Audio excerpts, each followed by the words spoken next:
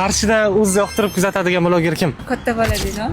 Iba, katta bolalar. Bo'ldi, telefon qilamiz. Rajabovdan telefon qilaman deb aytishingiz kerak bo'ladi ularga. Va undan tashqari 1 daqiqa gaplashib bera oladigan bo'lsangiz, Rajabovdan setlarimni tushunib berib yuboramiz, bo'ladimi? Alo. Allo, assalomu alaykum. Assalomu assalom. Ibrohim aka, siz bo'lasizmi? Ha, manman. Aha. Rajabovdan telefon qilyapman. Marketolog Oltinoy bo'laman.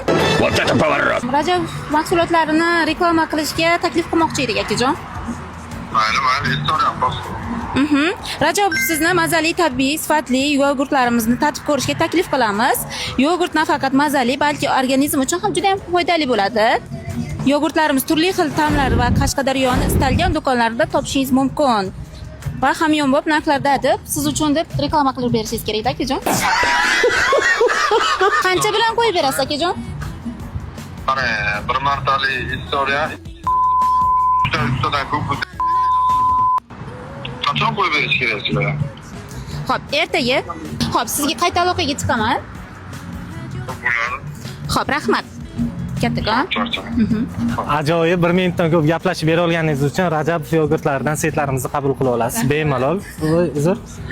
Rajabovni o'zi iste'mol qilasizmi? Ha, albatta. Ancha ta'mlari turli xil bo'ladi. Yaxshi, Juda ham